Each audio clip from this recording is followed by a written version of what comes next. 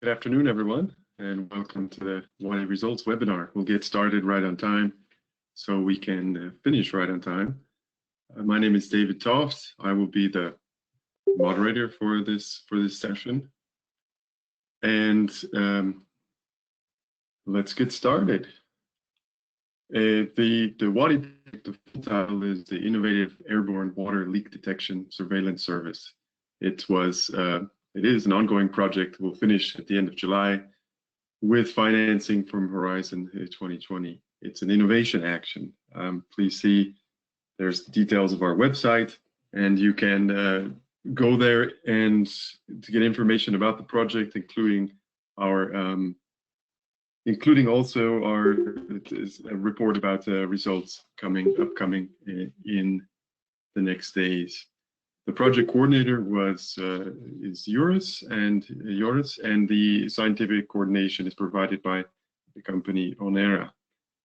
The WADI consortium brings together a multitude of talents of different kinds. We have in the consortium scientists, practitioners in particular, and we'll have a series of presentations.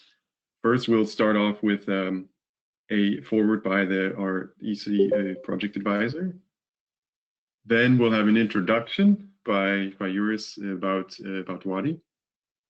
Then after that, from our scientific coordinator, you'll hear about the technological innovation that WADI introduces.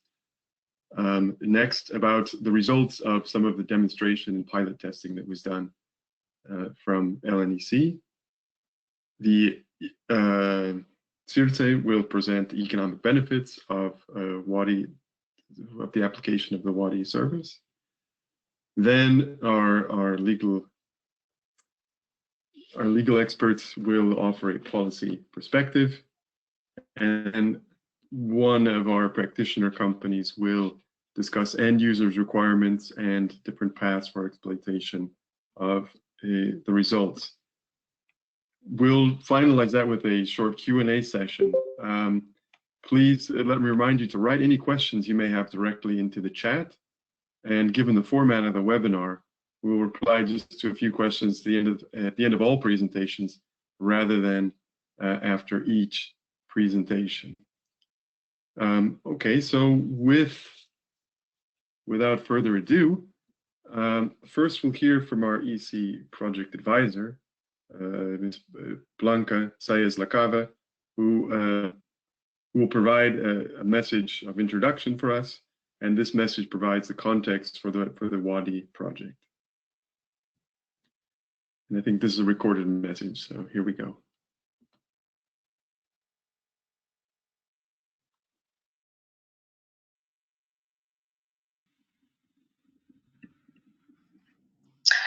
Good afternoon, and thank you for inviting me to the WADI Results Webinar today. First of all, I want to thank you, the WADI team, for the organization of this event. I know they have worked very hard from last year. They were really looking forward to organize it in Brussels in the framework of the ICT4Water Cluster meeting. And they continue to work very hard even when the pandemic started back in March. I think the fact that the meeting had to go virtual was a disappointment, but they have worked hard to make it a success. So thank you to WADI, and congratulations, of course. Now, WADI has been a project that I have followed with a lot of interest, because before coming to Brussels to work, I was working in the River Basin Authority in Spain. So I know very well how important water is in countries where water resources are limited, are scarce, and particularly Mediterranean countries where droughts are very common. So the WADI project is very relevant because it looks for solutions for water leakage. And these countries simply cannot waste water for water supply systems. So the project is relevant and is also very aligned with European policy. with the present and the future European policy, because it provides a nice example of the green and digital transition the European Commission is aiming to. Now, I want to give you some updates of EASME news, so I'm going to use some slides. I will go now through the presentation. Okay, we have financed around 70 water projects since 2014 under the Society Challenge 5 with more than 450 million. These projects deal with water and digitalization, water and waste, reuse water, water and circular economy. And many of the projects you have had the opportunity to meet them in the meeting this morning or tomorrow. Now, since this is the final event of the project, I want to give you some tools that you can use or other finance projects can use to disseminate the results. First, the Horizons Results platform. You have the links, so you can use it afterwards. The Horizons Results platform is a platform that provides free online space where beneficiaries can advertise the results to the audience they are interested to. There's an online guide. Then dissemination and exploitation booster is the project coordinators have already received an invitation to the participant portal. A call of expression of interest is already open, and it can help you to reach for the innovation you have developed to reach the market. Then another useful tool is the IPR help desk. This is a European help desk that provides professional advice about intellectual property and intellectual property rights. So please, I invite you to use these tools. Then another tools that we have in the EASME website that it can be very helpful for the future. You want to look for other projects and partners. We have the partner search tool. We are also in LinkedIn, that is also very useful, and the Horizon dashboard that provides a lot of statistics about the proposals that have been evaluated, financed, and it gives results by countries or regions. And in the EASME data hubs, you will find information about all the projects that we deal and the programs that we deal with in the agency. Finally, I want to tell you something about what's coming next. Of course, Horizon Europe will begin next year, but I will not give you any details because it has already been presented this morning in the cluster event. But I want to give you a little bit of information about the European Green Deal call. I have put here the link in the slide, so you will have it afterwards, and you can read all the information. The call will be open in mid-September. The calendar has now been confirmed. And a good date to remember is the European Research and Innovation Days, where this call will be presented. This will take place from 22 to 24th of September, and it will be a virtual event. You can already check out the draft text of the call. Water will be present in different areas, like area 1, that deals with climate change, also area 3, that deals with industry and the circular economy, and even area 7, that deals with restoration, ecosystems, and biodiversity. And the deadline for submitting project proposals will be the end of January 2021. So please put this date in your calendar. And this is it. This is it for the EASME news update. And now I will leave you with the WADI webinar continuation. Thank you.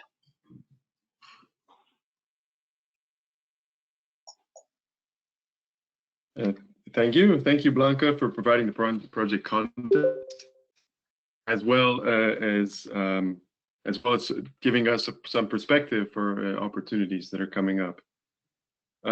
With the context in mind, to see where all of this started, I would like now to introduce Elena Gabuardi from youris, who is our project coordinator, who will introduce the WADI project and provide an overview of what we can expect from WADI and what lessons were learned from implementation.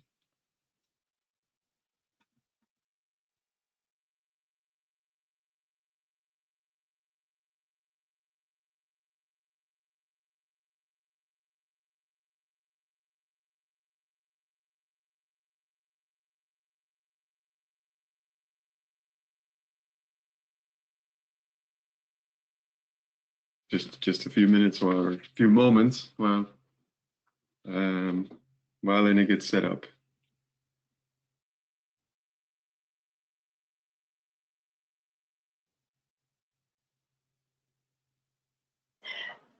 Thank you, David, and good afternoon, everybody. My name is Elena Gabuardi, and I have the pleasure to be the coordinator of the WADI consortium. I'm here today to present very briefly what WADI is about and what its main achievements have been.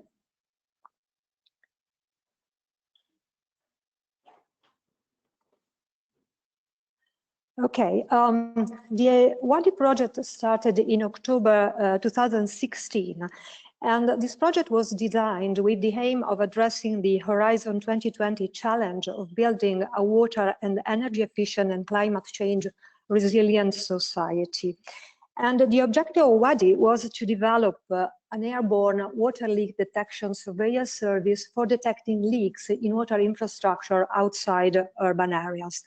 After 45 months since the start of the activities of WADI, as project coordinator and on behalf of the consortium, I'm proud to say that we have a prototype up and running, and that a group of partners has decided to go on with a commercial exploitation of the WADI service. So what is the innovation in WADI? The innovation of WADI relies on the concept of coupling and optimizing off-the-shelf optical remote sensing devices and applying them onto complementary aerial platforms, airplanes and drones, able to detect anomalies that could lead to the conclusion that there is a leak in a water infrastructure. So WADI is particularly suitable for long distance monitoring and for observing difficult and or dangerous areas for observation. This technology was applied and tested in 2 demonstration areas in France, in the Provence region, and in Portugal, in the region of Alqueva. So what are the WADI perks? After 4 years since its start, the idea of WADI is still valid and important, as it was highlighted also by our project advisor, Blanca Saez, in the previous speech. It is also confirmed by the feedback of the end users that there is still a strong need for developing surveillance methods which are reliable and cost-effective for the surveillance of transition mains. Now that we are at the final stage of the analysis of the results, we are in a position to identify the conditions in which the WADI system works better. In the next session, the WADI partners will show you in more detail the achievement in terms of scientific, technological, and socio-economical impacts. But here is a brief overview of the advantages brought by the WADI technology according to our analysis so far. First of all, this technology, being airborne, is particularly suitable to reach inaccessible or secluded location. It has a very good degree of operational efficiency. It is also cost-effective compared to other competing systems. It is suitable for all diameter pipes and complex networks, and it has a good degree of accuracy. The results so far, and especially the feedback from the end user, on the other hand, show also that there are still margin for improvements in various steps of the service and in the operations. But we are confident that the full optimization of the service is possible, and this optimization will be driven by the feedback of the end users. WADI has been so far and will be also in the future a user-driven service. So what are the main lessons learned after 4 years of activity? Being a 4 years research project, WADI had to face challenges and changes in the operational environment that required adjusting our strategy and work plan. To keep with these challenges, there are a few factors that proved to be very important for the successful conclusion of the project. First of all, a continuous dialogue with the end users and the stakeholders. The collaboration with the end users and their involvement in the operation has been crucial in fine-tuning the service and in gathering scientific improvements in the usage of the technology from one campaign to the following one, as the next session will show you. What was also important was a continuous monitoring of the state of the art of the technology and of competition, not to miss windows of opportunities. Then the flexibility of the consortium in adapting the work plan and the operation to changes need and conditions. And finally, the exploitation. I believe that having in place a plan for the commercial exploitation of WADI is a measure of the success of the project. And this has been possible thanks to the commitment and fairness of the partnership. In the next session, you will find more insights about the WADI results. This is all from my side. I thank you very much for your attention.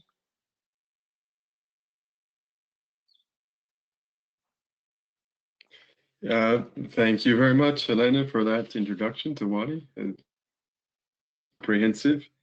And now that Elena has provided us with the overall context, the purpose, things with the expected benefits and lessons learned from WADI, we can now turn to our to the technological innovation of WADI, which will be presented by our scientific coordinator from ONERA, Christian Shetland.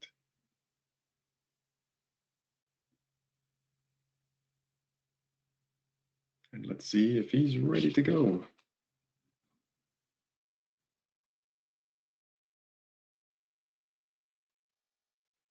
Okay, can you hear me, David? I can.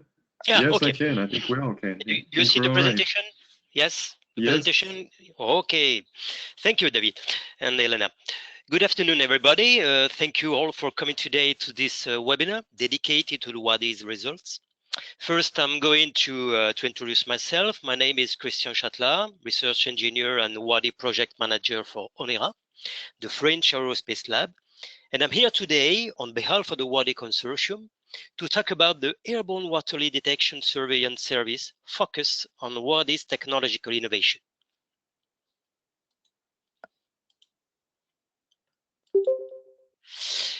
My presentation will last around 10 minutes and its order is as follows. First of all, I will talk about the multispectral approach for detection of losses in water transmission systems.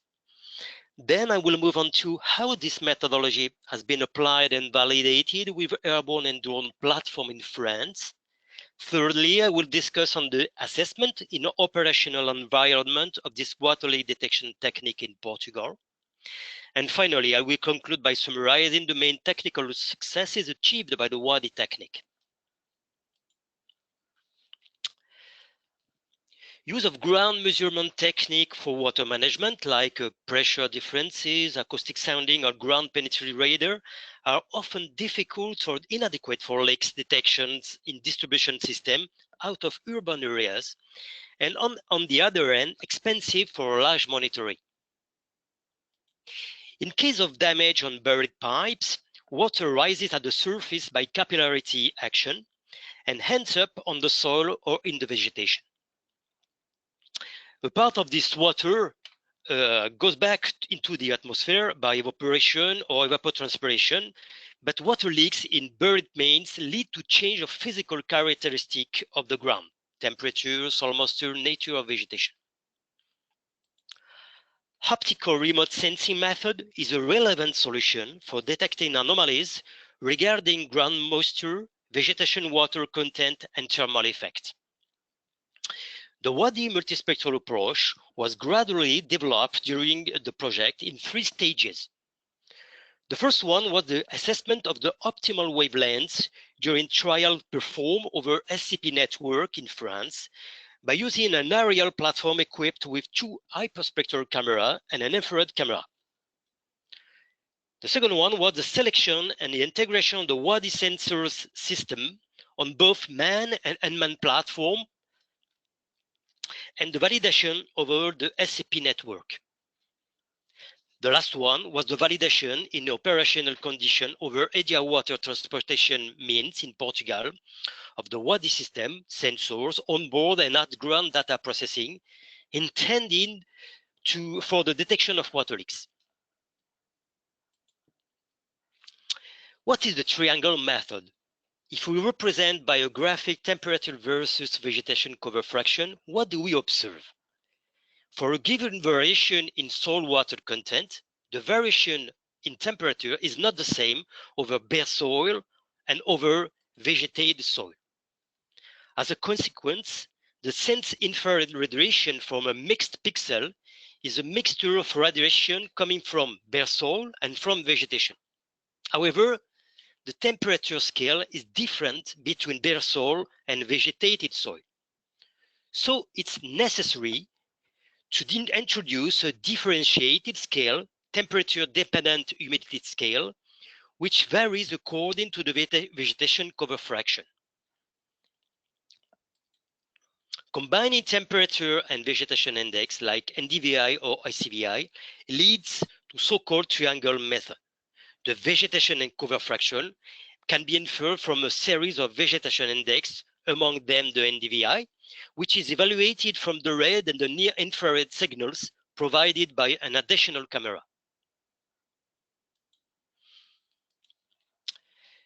This method consists, first of all, building a temperature vegetation index scatter plot from all the pixels belonging to an area, exhibiting a great diversity in terms of vegetation cover fraction and water content. The name of this method is related to the roughly triangle shape of the obtained scatter plots. Then, adjusting at best wet and dry axes at each edge of the triangle of the scatter plots. Finally, deducing a water index for each point or pixel by evaluating its relative position with respect to the dry edge and the wet edge of the triangle. A map of water index of an area is the output of the image data processing. This algorithm has been implemented in the software WADI Lakes developed by the partner TGS and Galileo Geosystem during the project.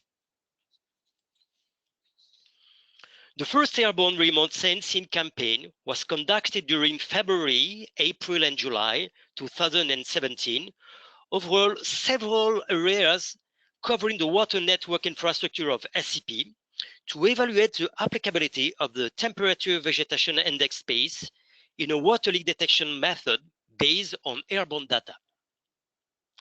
The campaign was driven with the ONERA's BUSA platform, instrumented with 2 hyperspectral cameras and a microbolometer infrared camera. The main technical features of the sensors embedded on the ONERA platform are described in the table in the middle of the slide.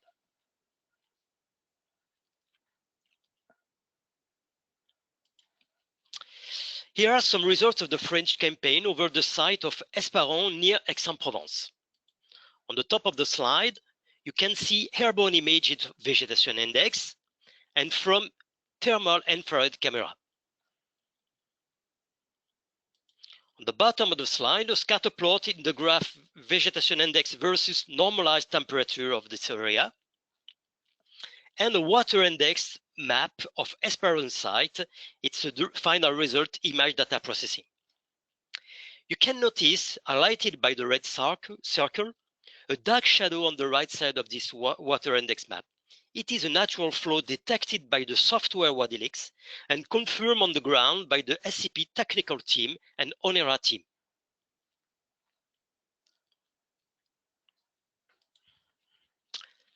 This slide shows the principle of selection of the optimized wavelengths for detection of leaks based on discrimination of two fields having presumably a low and a high moisture and capable to detect artificial leaks or natural flow. A series of many indices in the Veni and Swear optic domain were examined regarding to their possibility of mapping soil moisture directly or via the vegetation water content. The best results were obtained by applying the triangle method while combining a thermal infrared image and a vegetation index image based on a visible image and a near infrared image.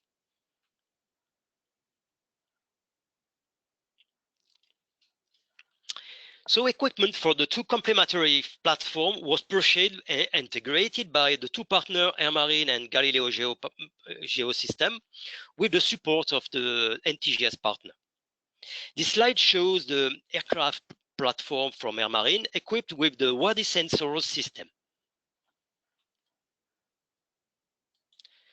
You have on this slide the main feature of the UAV platform from Galileo Geosystem equipped with the WADI sensor system. Then an airborne and UAV remote sensing campaign was carried out on October 2018 over several areas belonging to the water network infrastructure of SCP to validate the choice of the onboard instrumentation for both type of platform, man and unmanned, associated with the multispectral approach triangle method.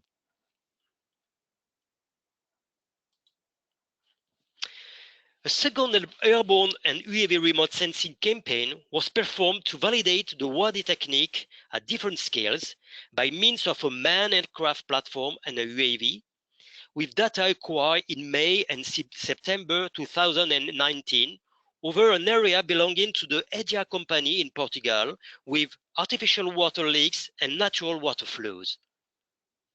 This water index on the slide was obtained in Portugal with the airborne platform, and this water index is superimposed on Google Earth image and EDIA water network area.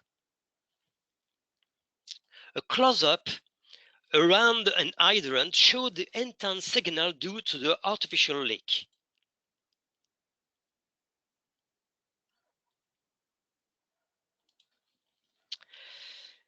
This water index map on artificial leak at Ferreira site in Portugal were obtained within a UAV platform. 2 UAV flights has been performed at the flight altitude of 50 meters with a spatial resolution of 5 centimeters. A first flight before beginning of the natural leak, and the second flight after 2 episodes of natural leaks, 1 episode per day. This water index map reveals a residual moisture due to the leak episode number 1, the day before, and a more intense signal due to the leak episode number 2, the same day. So I'm coming to the end of my presentation. I would like to sum up what aims have been achieved during this project. First one is determine optimal wavelengths for the leak detection. Second one, implement a methodology for measurement and analysis of results. Then validate inference choices regarding equipment and strategy of measurement. And finally, assess the water leak detection technique during operational campaigns in Portugal over 2 sites. All artificial leaks have been detected by plane and by UAV on the 2 sides. Thank you for your attention. It's finished for me. Okay, thank you, Christian. I see some questions are coming in. We'll get to those as we can at the end of all the presentations. Thank you, Christian, for providing the main aspects of technology and how the WADI application was developed. Understanding the technological underpinnings of WADI, we can now turn to an evaluation of the results from the two demonstration applications. And to that end, I turn the floor over to Elsa Alves from LNEC, who will take us through this. Thank you, David. So after the technological aspects, we now focus on the WADI's results evaluation. So as David said, my name is Elsa Alves. I'm coming from LNEC and I will make this presentation. So our purpose is to evaluate the capacity of the WADI airborne remote sensing technique to detect water leaks in large water supply infrastructures using a performance matrix analysis. We also want to identify the most appropriate conditions for WADI accurate application. For do that, we defined a methodology which is based on 5 steps. And the first step is to have the aerial image processed and analyzed. The second step is to identify in each image the potential water leak event. And the third step is to classify that potential water leak event as a true positive event, a true negative, a false positive, or a false negative. What we mean by that. A true positive water leak event is a leak that was there in the field and WADI found it.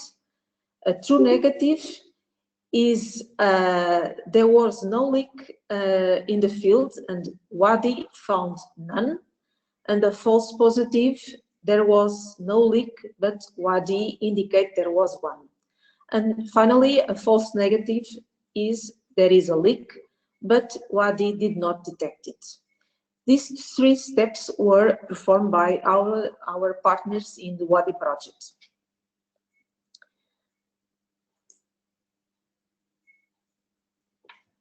I'm not sure if you are seeing this correctly, but the slides, but I will proceed anyway. The 4th step yes, we can was, see. You can see, okay. The 4th step was to characterize each event based on the technology used, on the network type, I mean in the infrastructure type, we can have a channel or buried pipe, the type of pipe material, and the environmental conditions, such as soil type, soil humidity, and soil temperature, vegetation type, irrigation presence, and precipitation in the previous 10 days before the flights. Finally, we want to analyze the results and define the most adequate indicators for the detection events. To do that, we built a database with all the events that were detected in the campaigns. And for each event, we could identify the date of the flight, the type of platform used, the area where the event was identified, and other things such as the precipitation before the flights, type of vegetation, and so on.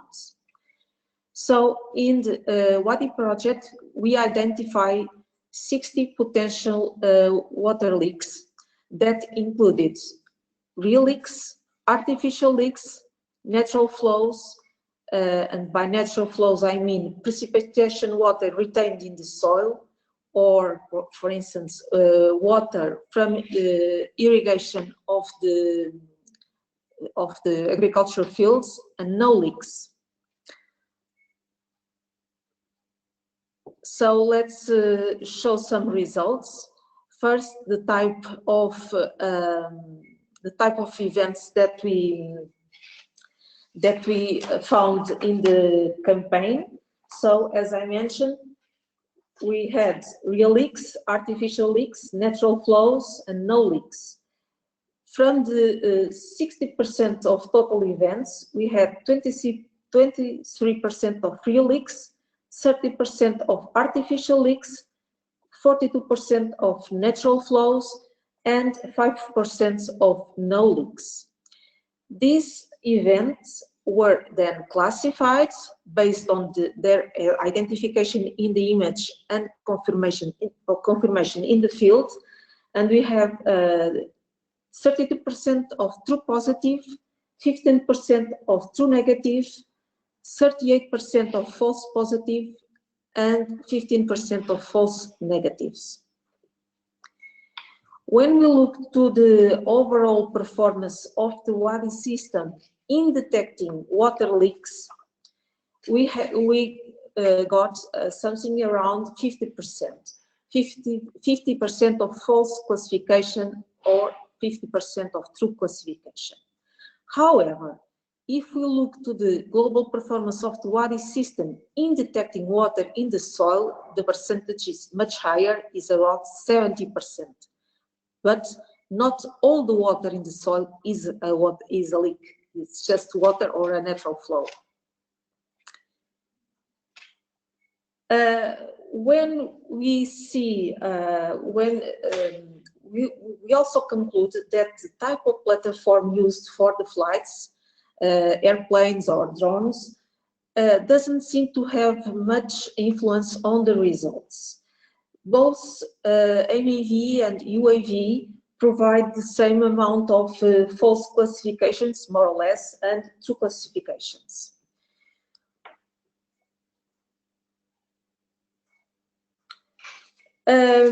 One aspect that seems to have a huge influence on the overall performance is the precipitation in the 10 days prior to the flights. And we have here a graphic that shows the influence of having precipitation prior to the flights or not having that precipitation. And we see that when we don't have precipitations in the 10 days prior to the flights, the accuracy of the WADI system it's much higher. That aspect is something that we learned from the first campaign to the second campaign. In the first campaign, as already mentioned, was conducted in France in October and after a period of rains. And the second campaign was conducted in Portugal in spring and summer, and we didn't have any precipitation. So the results were much better in the second campaign.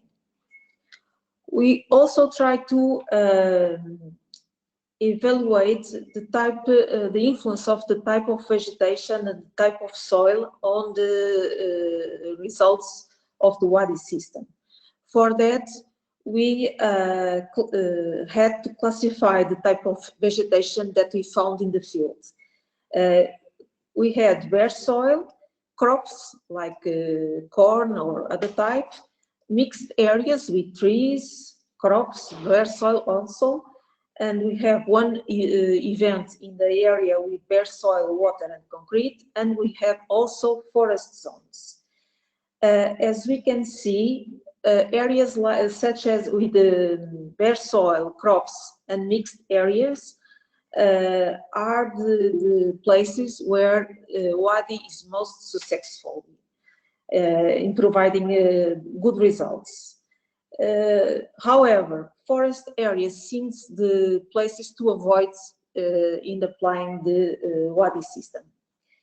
We also looked for the type of soil, and we classified this soil in the areas that were the areas of the campaigns. We had clay soils, silty clay, sandy clay, loam, and sandy loam. And for clay and sandy clay soils, WADI seems to perform well, but for sandy clay it performs otherwise. So the results are not so, the conclusions are not so clear. So now I come to the conclusions of this presentation, and I would like to say that the overall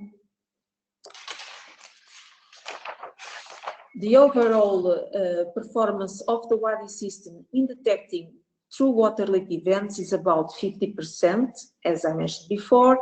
However, the performance of, or the global performance of the WADI system in detecting water in the soil is higher, approximately 70%. The type of technology has no impact. I mean, the airplane or drone, the platforms that were used provide approximately the same number of true or false event classifications.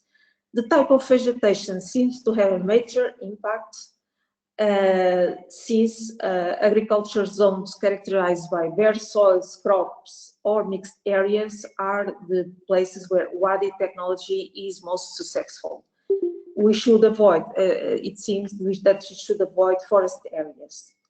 In terms of the soil, clay and sandy clay soils are the places where WADI service has the best performance, although silky clay soils doesn't seem to work in the same direction. I would also like to say that this analysis should be reviewed whenever new WADI flights can be made and new events are detected. And that's the end of my presentation. Thank you very much. Thank you, Elsa. So we can see that with subsequent applications of WADI, it helped to identify the strengths and limitations of the technology, which will help us to define a roadmap for its further development. So the application of WADI is expected to provide some concrete benefits for water service providers, as well as for environmental and climate in general. And now Fernando Cires from CIRSE, the Research Center for Energy Resources and Consumption, will provide this information in our next presentation. Fernando, turn it over to you.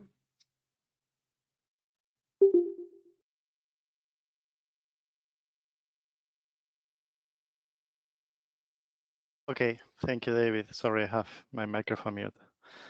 Well, I'm going to try to be as short as possible in order to not be extended. So I just wanted to to explain the economic benefits of applying a WADI service to this area.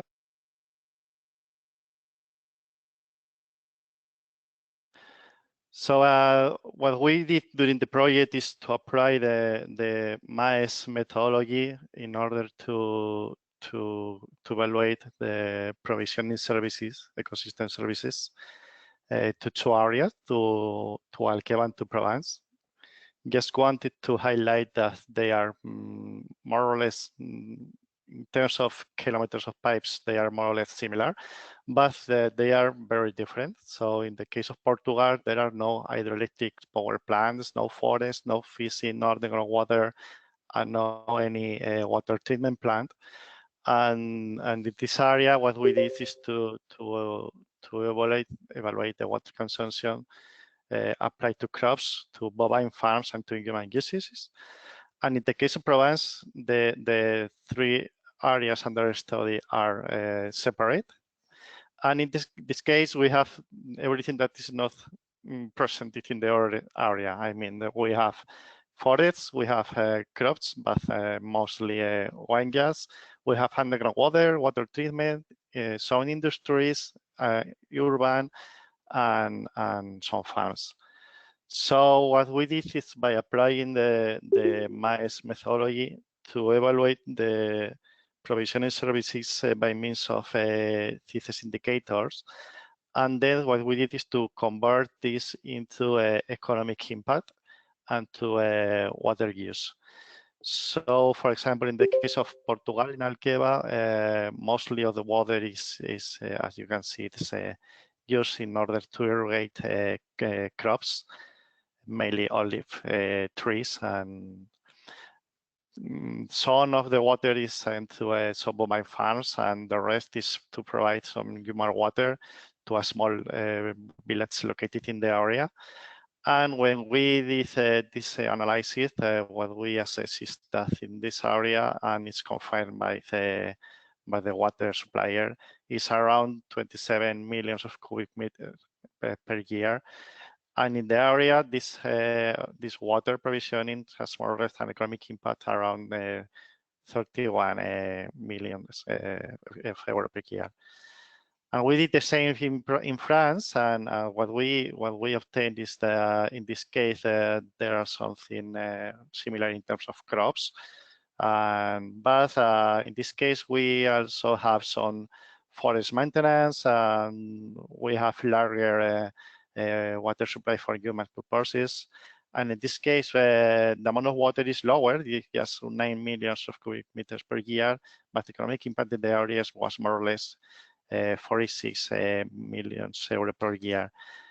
So regarding this consideration, the importance of water in this area, what we did is to evaluate what happens when we have water leaks in terms of economic impact to end users, that in this case is the users of the water, and also for the water suppliers. So in the case of Alqueva, the water leaks are, as we don't have any underground aquifers to be recharged, or forests, or wild animals, and they have different kind of crops, and irrigated land crops and dry land crops. And we are almost not have chemical use. So in this case, removing water leaks or avoiding water leaks or fixing it will always bring us some benefits. In this case is related to pumping power, and more or less 1 million per year, and CO2 emissions that are associated to the electricity to pump this water. That's more or less 2,400 tons of CO2 per year. And what is important is that in case the leaks are detected and fixed, the amount of water to be sold, an additional amount of water, will be more or less close to 1 million cubic meters per year. That in economic terms for the water supply company is more or less 54 kilo euros per year. So for a cost that is not going to be more than 10, 15 kilo euros per year, there is a relevant economic impact that should be translated to the final users. And in the case of Provence, well, in this case we have underground aquifers to recharge, and forests and wild animals. So, well, water leaks are providing some benefits to the environment. And on the other hand, we also have a pumping power reduction if water leaks are avoided or fixed. A chemical use for the desalination plant that is close there in order to provide human water to the areas. And we also have an additional amount of water to be sold. So in the French case, we have more or less in a balance, but well, for sure, in terms of economic impact, is higher in the economic benefits if we fix the water leaks, for sure. So this is more or less the ecosystem provisioning services analysis that we did, but we also wanted to be sure that the WADI service, the methodology, is environmental friendly. So what we did is to evaluate from a life cycle perspective the managed platforms, and also the competence now, or the correlators that are already used in the area. So what we find out is that in terms of climate change and some depletion, for sure the managed platform is an airplane is having a quite higher impact. But when we check with other indicators as to the classification of water, they are close to the unmanned or the correlator system. And when we are checking the correlators and the drones in the same, more or less, they are playing in the same leads, right? Because they are small devices and they are used mostly used for short distances.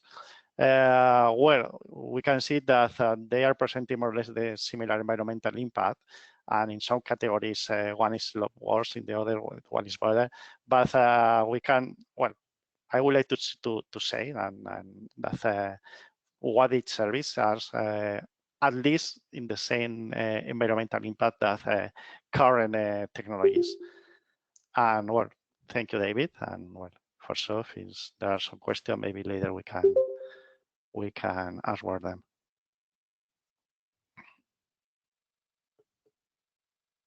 Okay, thank you, Fernando. I hope that those can be some kind of arguments that I think that will help convince maybe some water service providers about the need for innovation in leakage detection. In our penultimate presentation before opening to questions, we'll now turn to our colleague Ruben Rooks from Timelex, who provide us a legal and policy perspective that will underpin and guide any future application of WADI. Ruben, off to you. Thank you, David. Hi, everyone.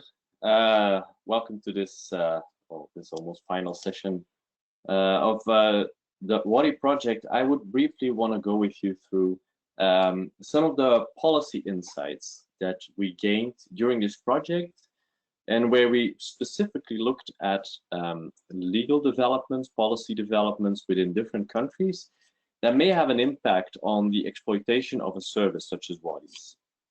So we looked at the policy initiatives at different levels, obviously. We looked at what is happening at the international level, at the supranational level, which is very relevant within Europe, and then we looked at what is happening at the national level. With regard to the international and EU level, we can overall say that although there are several initiatives where the reduction of non-revenue water is sort of an important aspect, so leak reduction within water distribution networks is certainly an area where legislators focus on. We do see that at the international and supranational level, there are not a lot of instruments that are very forceful in this particular area. So we looked at, as you can see on the slide, we looked at initiatives at the level of the United Nations, at the World Bank, at the OECD, the IWA, and the EU. And what we saw is that at the United Nations level, there are no specific treaties that specifically focus on the on the reduction of non-revenue water. But if you look at, and that was very interesting, at the World Bank, then we see that the World Bank sort of pushes countries who petition for a loan. It pushes them to include the reduction of non-revenue water as a policy priority within those countries' legislative frameworks. So that's a very interesting development to see, and very interesting for a project such as WADI's, which is geared towards detecting leaks so that they can be remedied, of course. At the OECD, the IWA, we do have several interesting initiatives that do focus on the reduction of NRW, on non-revenue water, but overall, these initiatives are non-binding. At the level of the EU, we sort of see the same thing. We do have the Water Framework Directive, of course, which indirectly touches upon the matter of reducing non-revenue water and therefore reducing leaks in water distribution networks. But overall, there's nothing specific on that topic. We should rather look at the European Commission's good practices on leakage management. But if we then turn to the national level, things change quite rapidly. Here we see that several countries are very much geared towards a policy framework, a legislative framework that aims at reducing those leaks in water distribution networks. However, the way countries deal with these topics differ greatly. So we've looked at France, we've looked at Turkey, we've looked at Denmark, we've looked at Flanders in Belgium, and we've looked at England and Wales.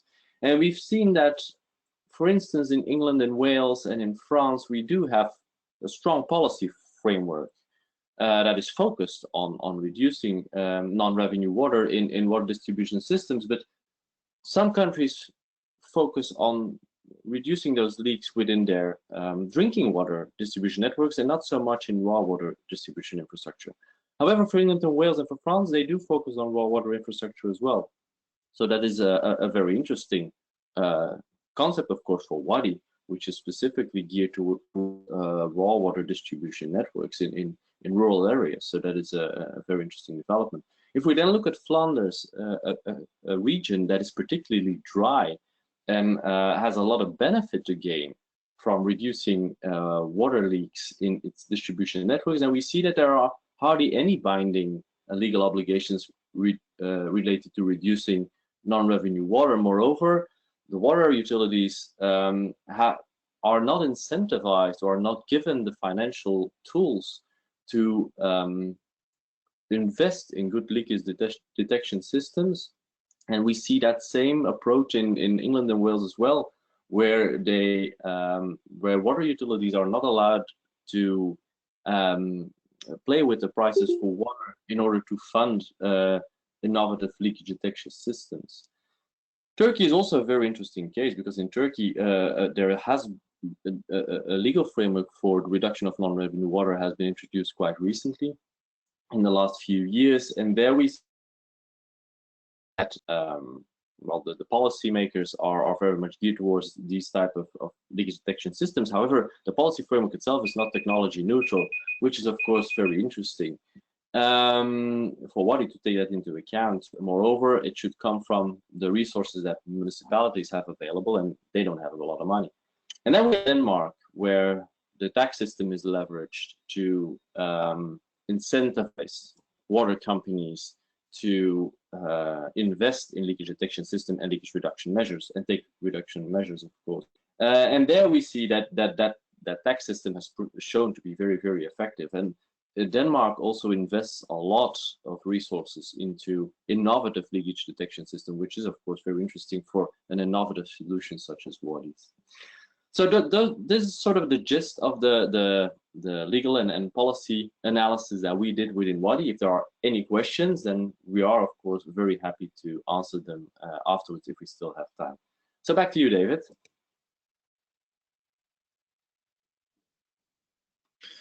Thank you, Ruben. And thank you for that legal and policy context, which we've also used to help direct us to which countries will be priorities for continued application of WADI. Now we'd like to finally turn over to Paolo Benedazzo from SGI, who will discuss the expectations of end users and how WADI may be applied in the future to meet their expectations. And he is ready.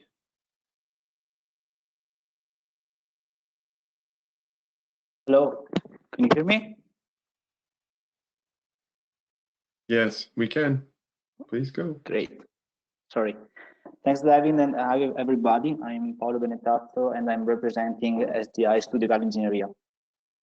Through this presentation, I will describe quickly two aspects: the end user requirements and the exploitation route.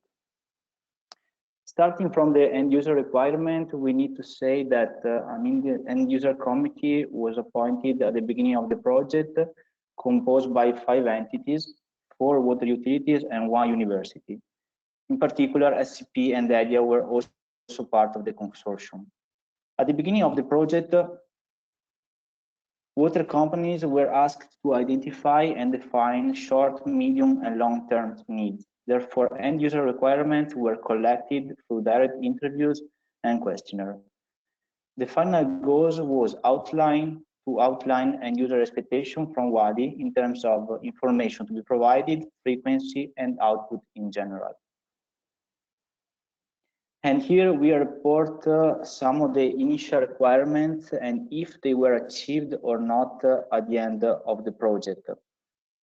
Commenting some of those requirements, you might see that the requested precision in pinpointing leaks is achieved, while currently WADI cannot provide automatically a qualitative categorization of the leaks. Also, the frequent surveillance that can be done, but it is necessary to speed up the image processing time. Recently, we asked again to SCP and EDIA some final feedbacks after having experienced the application of WADI service on their side. They both highlighted the importance of the a priori engineering office work in identifying the most critical sectors within the water supply network in terms of leaks, and the need of having quick and precise outcomes. But beside those comments, they overall expressed their satisfaction on the results obtained by the technology. Indeed, if the aim of the program Horizon 2020 was to take ideas from the lab to the market, the question, will WADI have an exploitation phase? We can certainly answer yes. Currently, some of the partners of the consortium are working on internal agreements and market strategies functional to commercialize WADI service right after the end of the project. In particular, the partners that expressed their willingness for the exploitation of the product are SGI and Air Marine.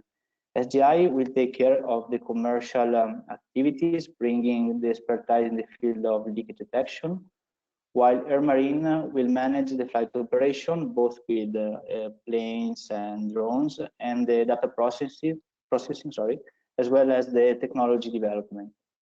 Also, it is important to state that also other partners expressed their willingness in continuing the collaboration for specific activities and also for trainings. What we have today, as already mentioned, is a product that works, that allow to detect leaks, and but that still have a good margin of improvement. This is why, after these years of research, we refer to the product as a prototype. But to be more competitive in the market, we already identified the main challenges.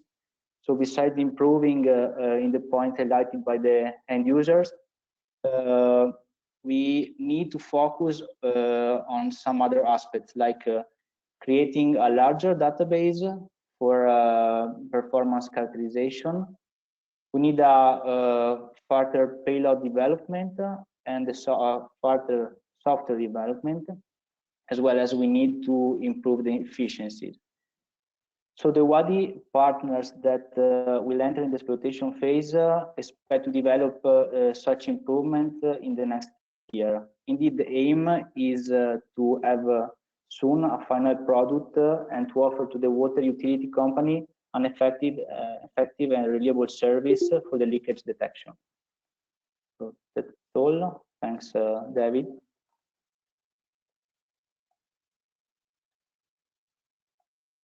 Okay, thank you, Paolo. And I think now it's in order to keep more or less on time. We'll run a little bit long if we can indulge. If you can be patient a little bit more, stick with us. We'll address some of the questions that came into the chat, more or less order that they came. I think one of them has been addressed, but we'll make sure that's the case. So the first one we have is, how does the efficiency of the detection system vary with the temperature of the ground, i.e. summer versus winter? And I think from Monera, Jean-Claude Carpes will be ready to address that issue. Hello, thank you. All right. Good afternoon, everybody. So regarding this question, actually, the main signature we were looking from the soil and the vegetation is related to the evaporation. That is, of course, more present if there is a leak and therefore moisture, and less important if the soil is dry because there is no leak. So because we are looking essentially in temperature differences, it is best to operate on days where the power source that initiate these temperature differences is high. And for this, in this perspective, it's far better to operate in warm days when there is a clear sky, more preferably during near midday, not close to the sunset and when sun goes down. On the other side, since we are measuring a temperature difference that is induced by the moisture presence, we have to avoid days when it's raining, of course, and even more, we have to avoid days a couple or 4 or 3 days after a rain. Otherwise, we will be annoyed by the evaporation induced by the natural water due to rain.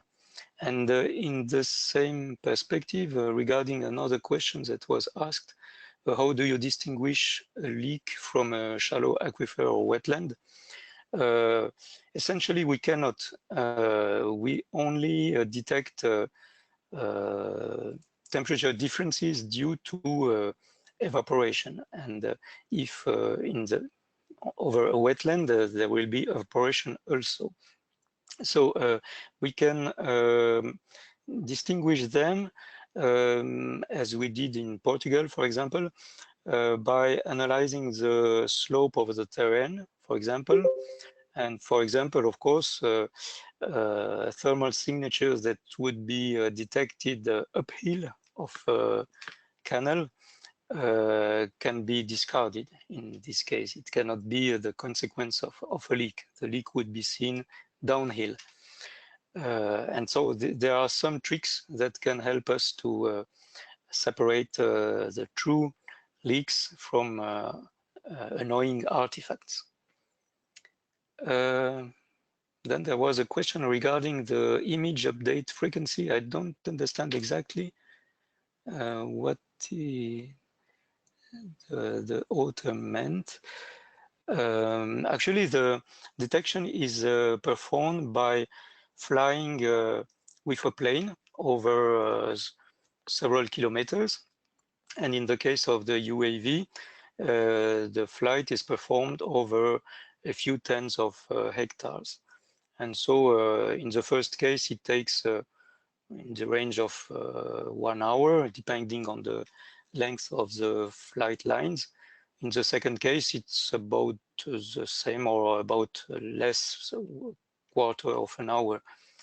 And then what now presently takes time is the data processing, but this will be an effort on which we will work in the next future to reduce this time necessary for data processing. I thank you, and I hope that I answered these questions. Yes, thank you, Jean-Claude. And also, I think there was another question that you addressed in the chat directly. I believe there was one about the drones airborne that were flying. I think that's been addressed already in the chat. Another one that I see in the chat is a question about the costs. So the measurement campaign for model calibration, CAPEX, and the annual cost of such an optical detection system. And I think for this, to give a perspective about that is from Air Marine. Christophe Mazel will give us a kind of a view on that. Yes. There. Hello. Yes, here we go. Yeah. Hello to everybody. Regarding the cost, it's always we have to consider always all the context. So of course we have a cost per hour flight per hour. It depends on now as Jean-Claude explained for the size or surface we can cover by aircraft.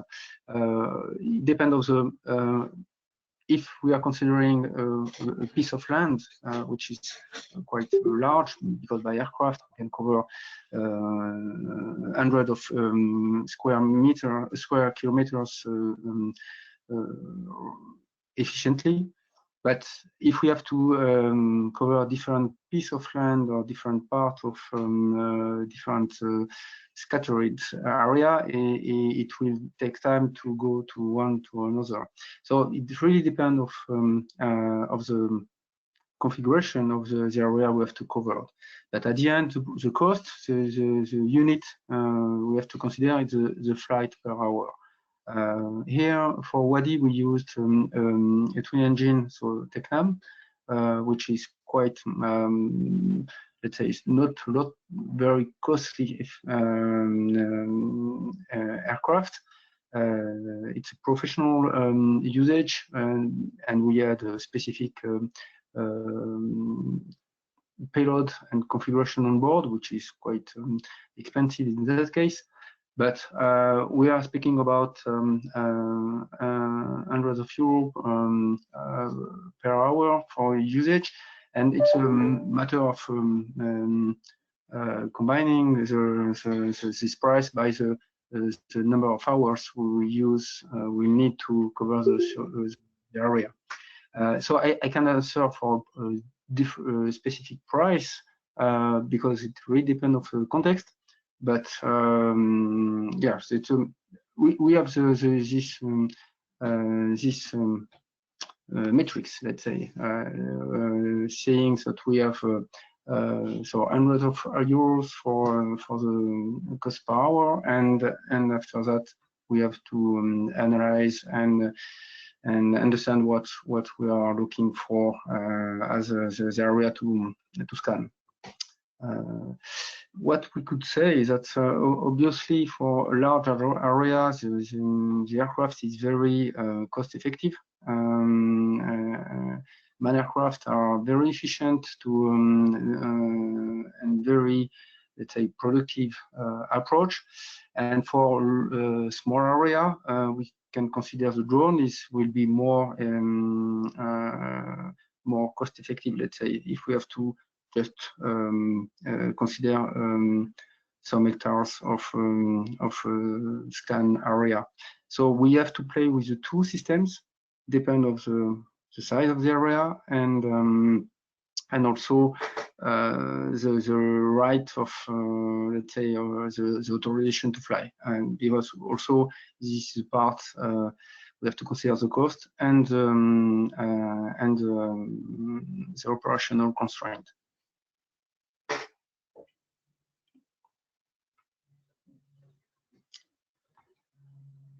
I don't know if I answer correctly. Thank you. Yes, thank you, Christophe, for that. And I think we have come to the end of our merry meeting here. I would just like to make a brief sum up. If Sylvia, if you could make me the presenter again, so I could put up the slide. But anyway, I will start with just a few. Thank you. Got it. All right. Yeah. So then, just to remind you of the details about the project and our web address, where you will also be able to find our final publication, which will be coming in the next days. And just to sum up, so what we did is we took an off-the-shelf technology, adapted it, and applied it to real-world situations. You saw this in the presentation by Youris. We presented the process of developing this technology. You saw it from our scientific coordinator, Onera. And through demonstration applications, we were able to define many of the operating parameters and limitations of the technology, which will guide us in further development and application. We also saw that with two subsequent demonstration applications, the parameters improved greatly. and that was provided by LNEC. The application of the WADI service can be expected to deliver concrete benefits, financial in terms of cost savings, of course, as well as environmental and climate benefits. These were presented by CIRSE. By analyzing legal and policy issues, we developed a concept for target countries and areas for future application of WADI. This was presented by our partner, Timelex. And finally, by understanding end user requirements, we have defined a roadmap for future development application of WADI. This was presented by our main practitioner, SGI, and also coordinator of the end user committee. So thank you all for attending. Again, invite you to our website and to know more if you'd like to know more, and also to look at our final publication when it becomes available. We look forward to continuing our discussions during the thematic sessions on the 17th and the 18th, so tomorrow and Thursday. And that's it. On behalf of everyone in the WADI Consortium, thank you very much for attending. Talk to you soon and stay safe.